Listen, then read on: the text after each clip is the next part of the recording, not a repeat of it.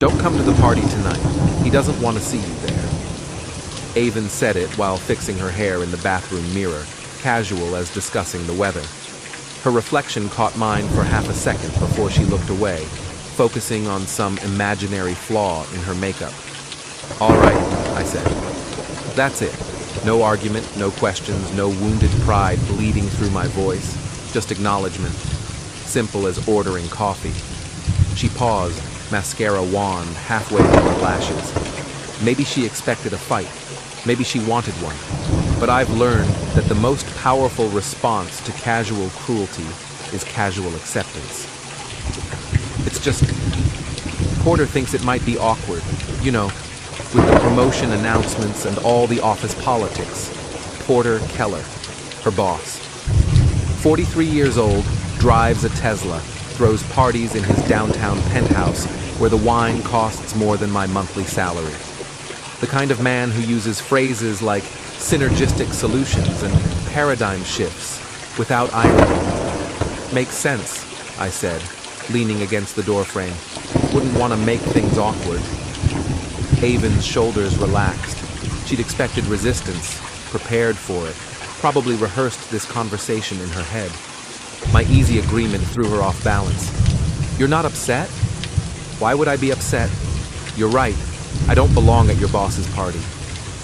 She finished her makeup in silence while I watched from the doorway. 5 years together, 2 of them married, and I could read her tells like a poker player reads cards. The way she bit her lower lip when lying, the slight flush on her neck when she felt guilty, the way she avoided eye contact when she knew she was crossing a line. All 3 tells were firing at once. I'll probably be late, she said, slipping into her black dress, the one I bought her for our anniversary. These work things tend to drag on. I'll leave the light on. She kissed my cheek on her way out, a perfunctory gesture that felt more like checking off a box than showing affection. The door clicked shut behind her, and I listened to her heels clicking down the hallway until the elevator arrived. Then I got to work. My name is Drake Torrey, and I'm what you might call methodical. It comes with the territory when you're an IT systems engineer. You learn to think in flowcharts, to anticipate problems before they crash your network, to have backup plans for your backup plans. I started with the engagement ring. It sat in the jewelry box on Avon's dresser, a 2-carat solitaire that cost me 3 months' salary. I'd saved for 8 months to buy it, working overtime and skipping lunches until I had enough cash to walk into Tiffany's and buy something worthy of the woman I thought I was marrying. The receipt was still in my filing cabinet, along with the insurance papers and the appraisal. All in my name, all my property, legally speaking. I slipped the ring into its original box and tucked it into my jacket pocket. Next came the practical matters. Joint bank account? I transferred my half to my personal checking, leaving exactly what Avon had contributed. Joint credit cards? I called and removed my name from the accounts. Utilities, cable, internet, all transferred to her name alone, effective immediately. The lease was trickier. We'd both signed, but I'd paid the security deposit and the first 3 months up front. A quick call to our landlord clarified the situation. If one party wanted out, they could terminate their portion of the lease with 30 days' notice and forfeit their share of the deposit. I'll take the forfeit, I told him. You sure? That's $1,500. I'm sure. I packed systematically, the way I approach any complex project. Essential items first, clothes, toiletries, important documents. Then personal effects, books, photos from before I met Avon, my collection of vintage computer equipment. Finally, anything of sentimental or monetary value that belonged to me. It took 3 hours to erase myself from our shared life. My phone buzzed constantly while I worked. Text messages from Avon, starting casual and growing increasingly frantic. Having fun! Wish you were here. Porter asked about you. Told him you were busy with work stuff. This is so boring. Can't wait to get home. Leaving soon. Wine was terrible anyway. Drake? Are you awake? Why aren't you answering? I'm coming home now. Something feels wrong. I read each message as it arrived but didn't respond. What was there to say? She'd made her choice when she decided I wasn't worth bringing to her boss's party. I was just making that choice permanent. By the time I heard her key in the lock, I was sitting in my car in the parking garage, engine running, watching her frantic silhouette through the apartment window. She called my phone while I watched her search the empty rooms. I let it ring. The Riverside Arms wasn't exactly a step up from the place I'd shared with Avon, but it had 3 things going for it: month-to-month lease, no questions asked, and a view of something other than the parking lot. Granted, that something was a dumpster and a chain-link fence, but at least it had character. "This place looks like where dreams go to take a nap," I muttered, dropping my boxes onto the worn carpet. My phone had been buzzing nonstop for 18 hours. Avon had left 47 voicemails, sent 63 text messages, and apparently called my mother, my work, and anyone else who might know where I was. I listened to exactly one voicemail. "Drake, please, just talk to me. I know you're upset about the party, but this is crazy. You can't just disappear over something so stupid. Call me back. We need to talk about this like adults." Like adults. As if I was the one acting childish. I deleted the rest without listening. My best friend Jace showed up around noon with coffee and donuts, taking in my new accommodations, with the expression of someone evaluating a crime scene. "Well," he said, settling into my only chair, "it's definitely a place where things happen. Bad things, mostly. The best kind." Jace worked maintenance for the city, which meant he had stories about every neighborhood and an opinion about every landlord. "So you want to tell me why you're living in what appears to be a converted storage unit?" I filled him in while we ate donuts that tasted like they'd been made sometime during the previous administration. Jace listened without interrupting, occasionally nodding or making small noises of disgust. "Porter Keller," he said when I finished. "Tall guy, drives the Tesla, lives in that glass tower downtown. You know him?" "Know of him. We did some work on his building last year. Guy's a piece of work, treats the maintenance staff like we're invisible unless something breaks, then suddenly we're his best friends." Jace crumpled up his napkin and tossed it toward my empty trash can. "So what's the plan?" "Plan? Don't play dumb. You didn't just walk away from 5 years and a 2-carat ring without having a plan. This is you we're talking about. You probably have spreadsheets." He wasn't wrong. I'd always been the type to think 3 moves ahead, to consider contingencies and prepare for multiple scenarios. But this time felt different. This time, I was making it up as I went. "I want to know what's really going on," I said finally. "You think there's more to it than just not wanting you at the party?" "I know there is. You should have seen her face, Jace. The way she avoided looking at me, the way she kept touching her neck. She was lying about something bigger than office politics." Jace pulled out his phone and started typing. "Porter Keller, right? Let's see what the internet knows about your wife's boss." What the internet knew was plenty. Porter's company, Keller Marketing Solutions, had a robust social media presence. Their Instagram was full of office parties, team-building events, and professional glamour shots of their staff, including Avon. "Look at this," Jace said, scrolling through photos from the past 6 months. "Here's your wife at some company retreat. Here she is at another party, and another one." The photos showed Avon laughing, dancing, raising champagne glasses with her colleagues. In most of them, Porter was somewhere in the frame, usually close enough to suggest familiarity beyond a typical boss-employee relationship. "Could be innocent," Jace said, but his tone suggested he didn't believe it. "Could be."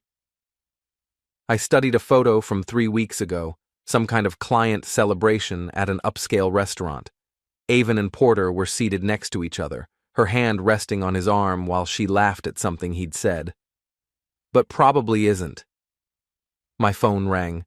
Avon again. This time I answered. "Drake?" "Oh, thank God, I've been so worried. Where are you? I came home and all your stuff was gone and the landlord said you'd terminated your lease and I don't understand what's happening." Her voice was high and breathless, words tumbling over each other in her rush to get them out. "I'm fine," I said. "Fine?"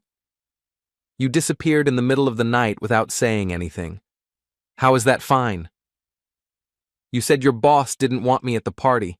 I figured he probably didn't want me in your life either. I was just being considerate." Silence stretched between us. Jace watched my face, trying to read the conversation from my side of it. "That's not... Drake, you're being ridiculous. It was one party. One stupid work party that didn't mean anything. If it didn't mean anything, why couldn't I come?" Another pause. "I told you. Porter thought it would be awkward." "Right, awkward." I looked at Jace, who was still scrolling through photos on his phone.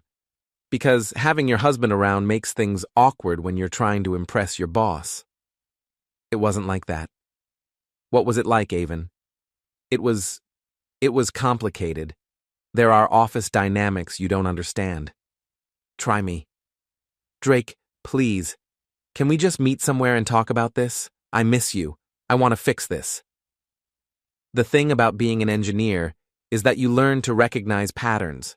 System failures follow predictable paths. When a network starts dropping packets, you don't need to see the damaged cable to know where to look for the problem. "I don't think there's anything to fix," I said. "I think everything is working exactly the way it's supposed to." I hung up and turned off my phone. Jace looked up from his scrolling. "Want to see something interesting?" He handed me his phone, opened to Porter's personal Instagram account. The most recent post was from last night, a group photo from the party, taken in what looked like a penthouse living room with floor-to-ceiling windows overlooking the city. Avon was in the photo, standing next to Porter, his arm around her waist. "Could still be innocent," Jace said. "Could be." But it wasn't. I could see it in the way she leaned into him, the way her hand rested on his chest, the way they looked at each other instead of the camera. I'd been married to Avon for 2 years, engaged for 1 before that, dating for 2 before that. I knew the difference between professional courtesy and personal intimacy. This was personal. "So," Jace said, taking his phone back. "What now?" "Now I get to work." The thing about being invisible is that people forget you're there. They have conversations they shouldn't have, do things they shouldn't do, make assumptions about privacy that aren't necessarily true. Being an IT engineer makes you especially invisible.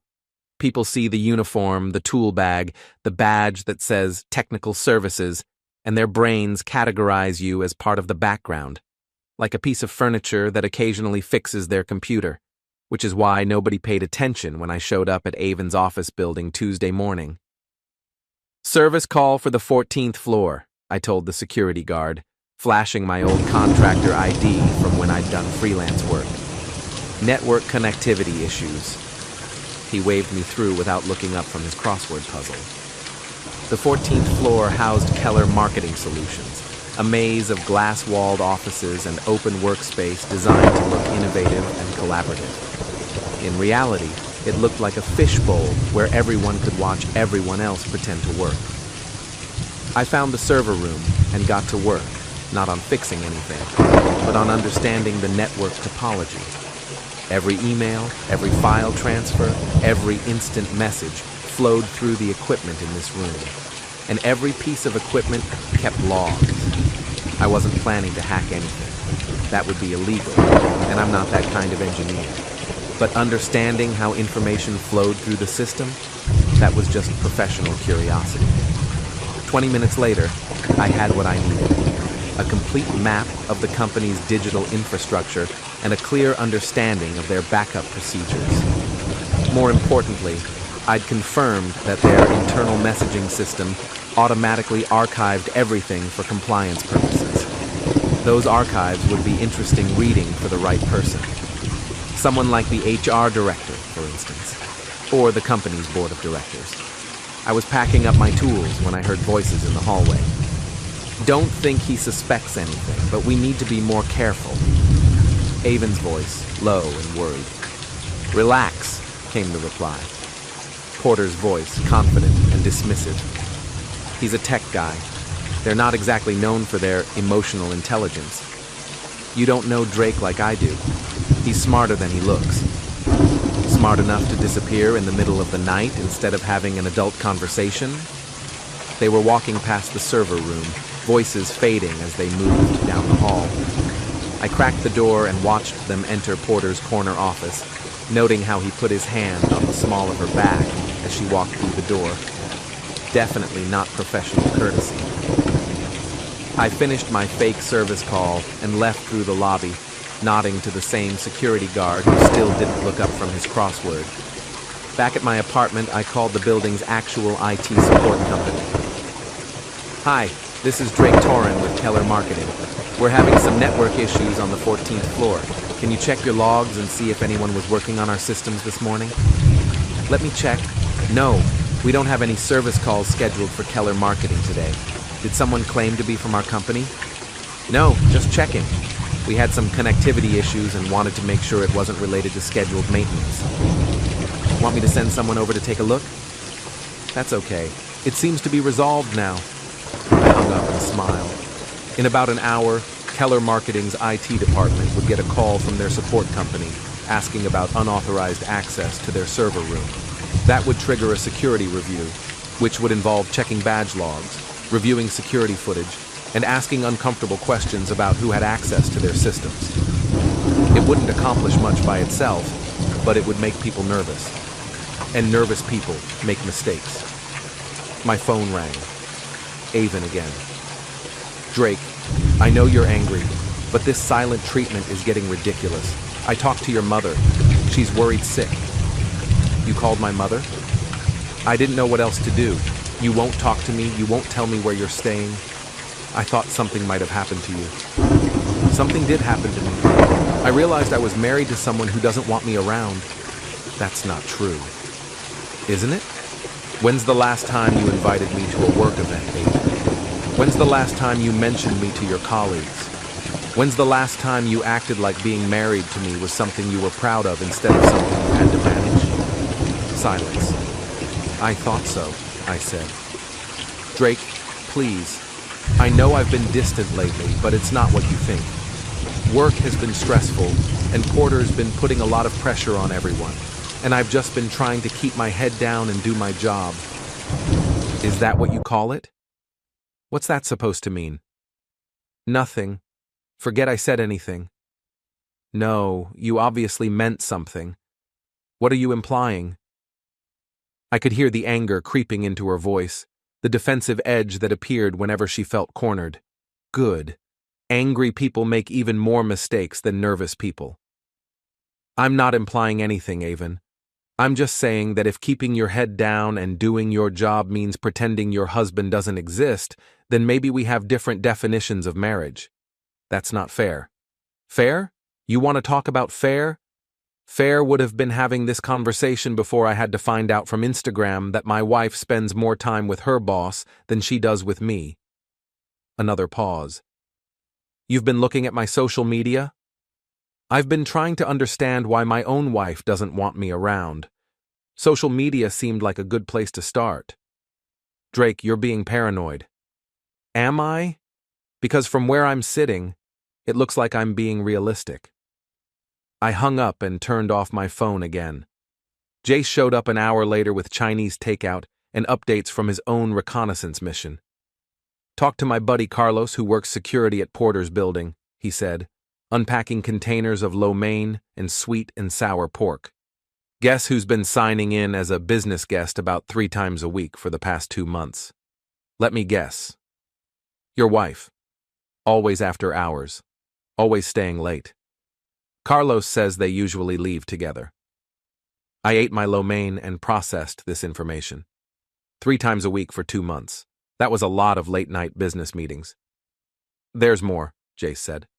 Carlos also mentioned that Porter's going through a divorce. Has been for about 6 months now.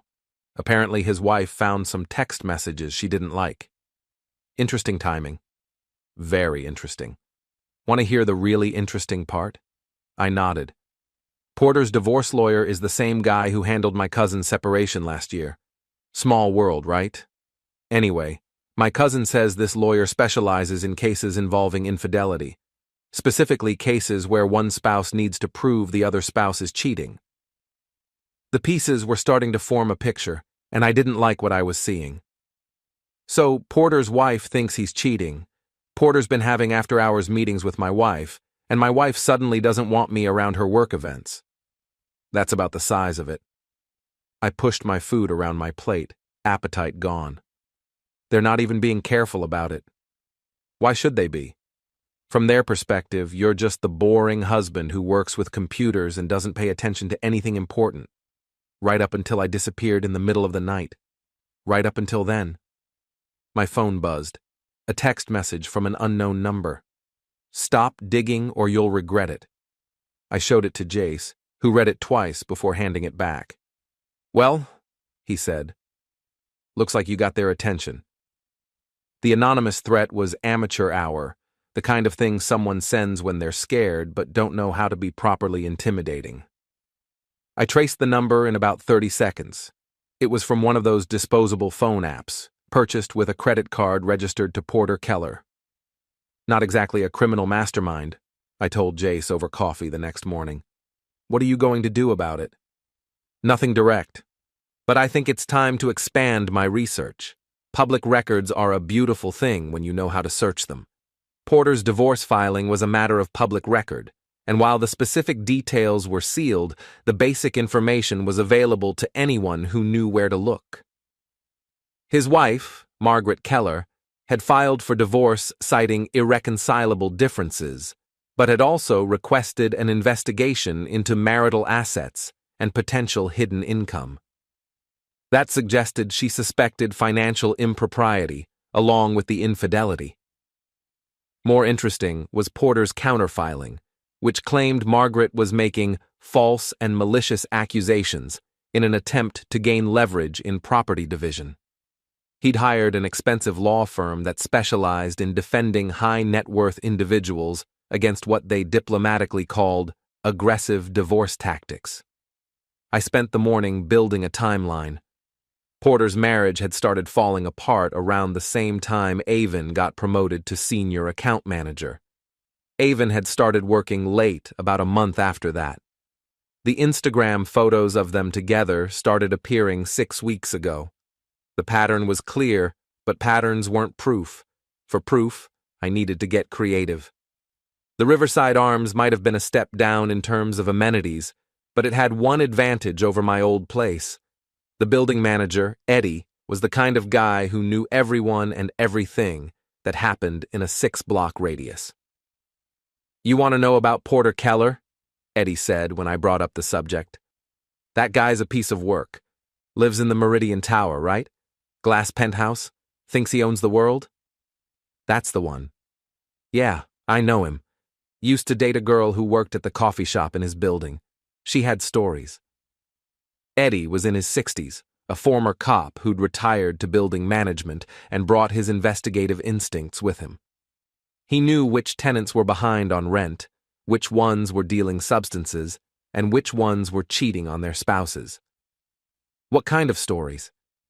The kind where a married guy brings different women to his place when his wife's out of town. My friend Sarah, she worked the morning shift at the coffee shop. She'd see them leaving together, all disheveled and trying to act casual. Recently? Past couple months, yeah. Always the same woman lately. Pretty brunette, works in marketing or something.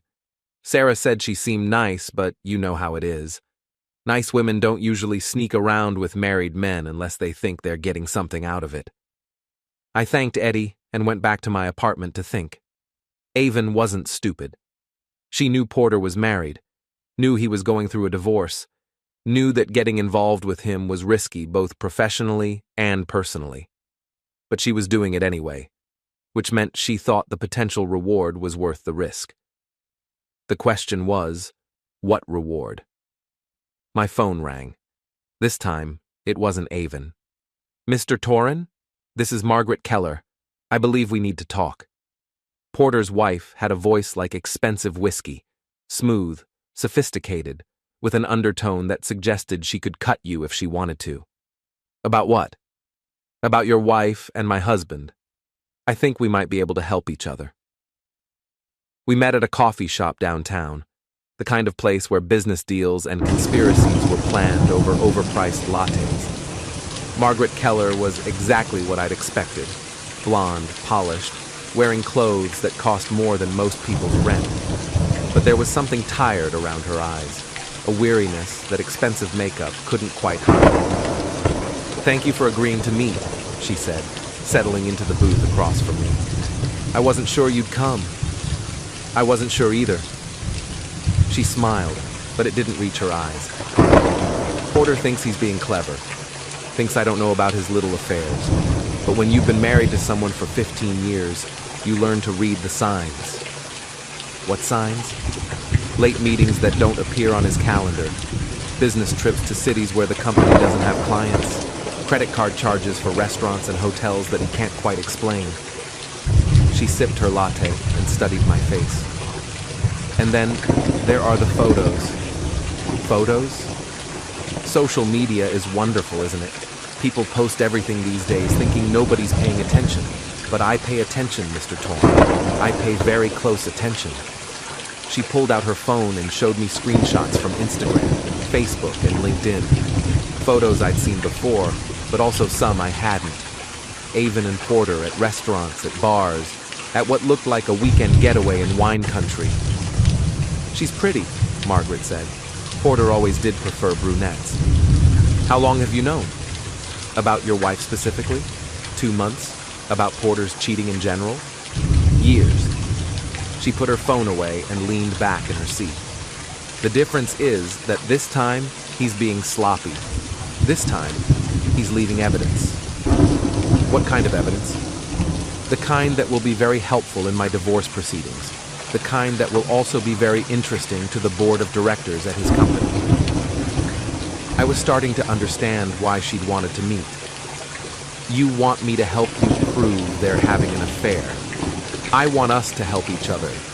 You get proof that your wife is cheating. I get proof that my husband is violating his employment contract." "Employment contract?" "Porter's company has very strict policies about relationships between supervisors and subordinates. It's a liability issue.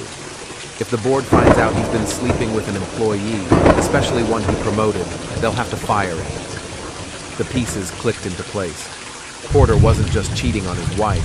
He was risking his career for Avon. And Avon wasn't just having an affair. She was betting her future on a man who might lose everything if they got caught.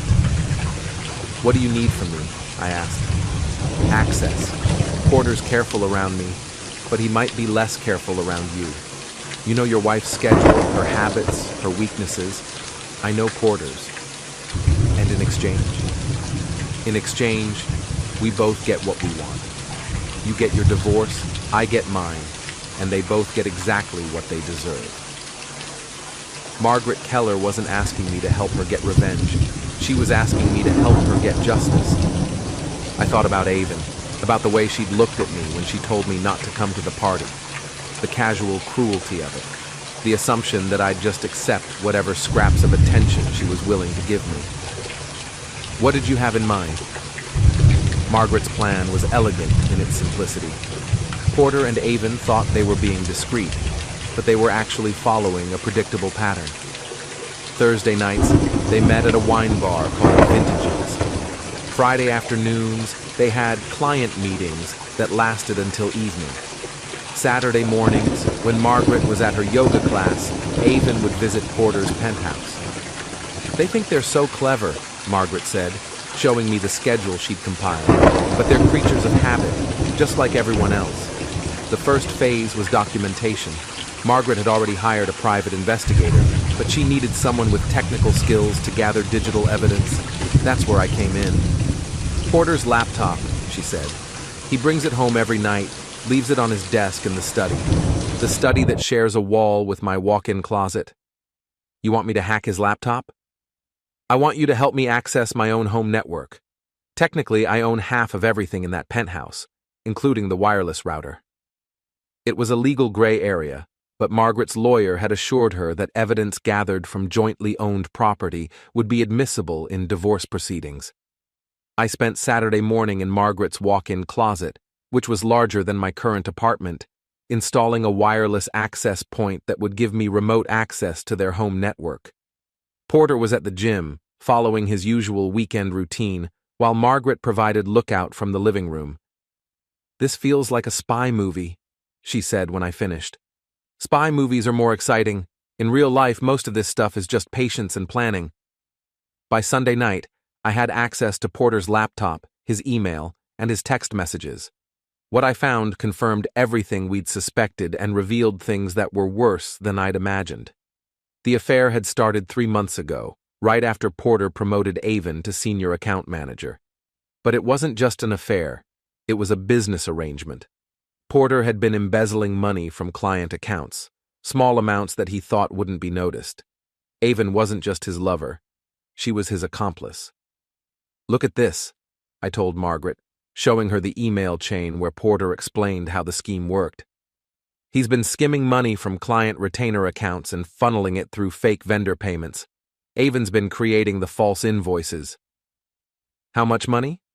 "About $200,000 over the past year." Margaret stared at the screen, her face pale. "That's not just an affair. That's fraud. That's prison time." We sat in silence for a moment, both of us processing the implications. This wasn't just about broken marriages anymore. This was about serious criminal activity. "What do we do?" Margaret asked. "We finish this." The final phase of the plan required perfect timing. Porter's company was having their quarterly board meeting on Friday, with all the major investors and board members in attendance. Margaret's divorce lawyer was scheduled to present evidence of Porter's infidelity the same day. But first, we needed to force them into making a mistake. I called Avon on Thursday morning. "Drake, I can't believe you're finally calling me back. I've been so worried."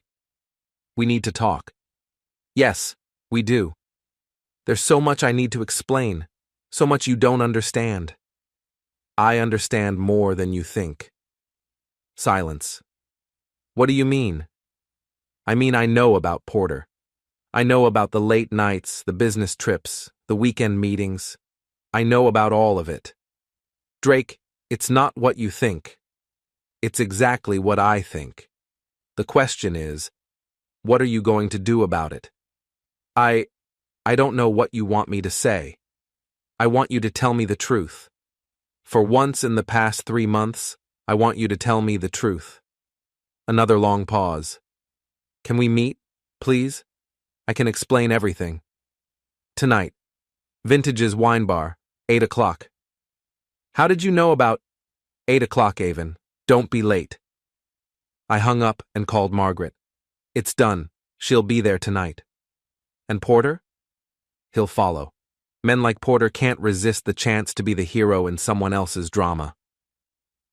That evening, I arrived at Vintage's early and positioned myself at a table with a clear view of the entrance. Margaret was across the street in her car, ready to document whatever happened next. Avon arrived at exactly 8 o'clock, looking nervous and overdressed in a black cocktail dress that I'd never seen before. She spotted me immediately and walked over, her heels clicking on the hardwood floor. "Thank you for agreeing to meet," she said, sliding into the seat across from me. "Thank you for coming." She ordered white wine. I stuck with coffee. "Drake, I need you to know that I never meant for any of this to happen. It got complicated." "Complicated how?" "Porter and we work closely together. He's been mentoring me, helping me advance my career. And yes, we've gotten close, but it's not what you think." "What do I think, Avon?" "You think we're having an affair." "Are you?" She looked down at her wine glass, avoiding my eyes. "It's complicated." "That's not an answer." "Yes," she said quietly. "Yes, we are." I felt something settle in my chest, a cold certainty that replaced the anger I'd been carrying for the past week. Hearing her admit it was almost a relief. "How long?" 3 months, since my promotion." "Did the promotion have anything to do with it?" "No, Drake. I earned that promotion. I worked hard for it." "I'm sure you did." She looked up sharply, catching the sarcasm in my voice. It wasn't like that. What was it like? It was... Porter understood me in ways that you never did. He appreciated my ambition, my drive. He made me feel like I could accomplish anything. And I didn't? You made me feel safe, comfortable. But comfortable isn't enough anymore, Drake. I want more than safe. Porter arrived 20 minutes into our conversation, just as I'd predicted. He walked straight to our table with the confident stride of a man who thought he was in control of the situation. Avon, is everything all right? Porter, what are you doing here? You texted me, said you were meeting your husband and might need backup. Avon looked confused. I didn't text you. Porter pulled out his phone and showed her the message. This isn't from you? I smiled. That would be from me. I borrowed your phone number from Avon's contacts. Porter's face darkened. You've got some nerve. Sit down, Porter. We need to talk. I don't need to do anything, and I don't appreciate being manipulated. Really? Because manipulation seems to be your specialty. He remained standing, looming over the table in what I assumed was meant to be an intimidating pose. I think this conversation is over. I think it's just getting started. Especially the part about the $200,000 you've been stealing from your clients. Porter went very still. Avon looked between us, confusion clear on her face. What's he talking about? She asked. He's fishing, Porter said, but his voice had lost its confidence. Am I? Because I have emails, Porter. I have bank records. I have invoices for vendors that don't exist and payments for services that were never rendered. I pulled out my phone and showed them both a screenshot of one of Porter's emails. I have everything. Avon read the email, her face growing pale. Porter, what is this? It's not what it looks like. It looks like embezzlement. It's complicated. That seems to be your favorite phrase, I said. Porter sat down heavily, the fight going out of him. How did you get these? Does it matter? The question is, what are you going to do about it? What do you want? I want you to understand that your little affair has consequences. For both of you. Avon was still staring at her phone, reading through the evidence I'd gathered. Porter, these invoices... I created these invoices. You told me they were for legitimate consulting work. They were. For companies that don't exist? Porter didn't answer. Oh my God, Avon whispered. I'm an accessory to fraud. You're both accessories to fraud, I corrected. The question is whether you want to be accessories to fraud who cooperate with the investigation or accessories to fraud who go to prison. What investigation? Porter demanded. I smiled and nodded toward the window. Margaret was walking into the restaurant, followed by two men in suits who had the unmistakable look of federal agents.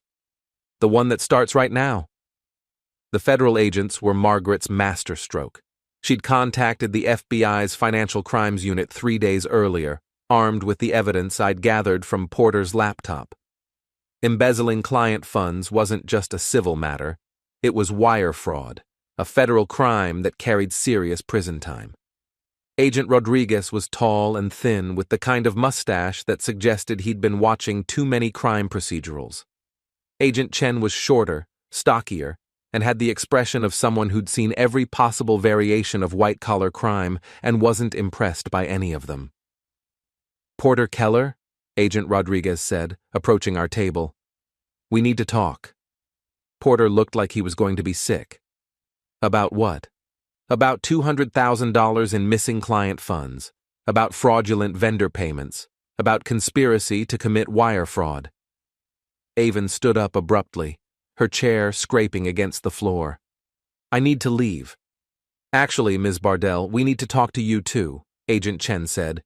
You created the false invoices, didn't you? I didn't know they were false. You created invoices for companies that don't exist.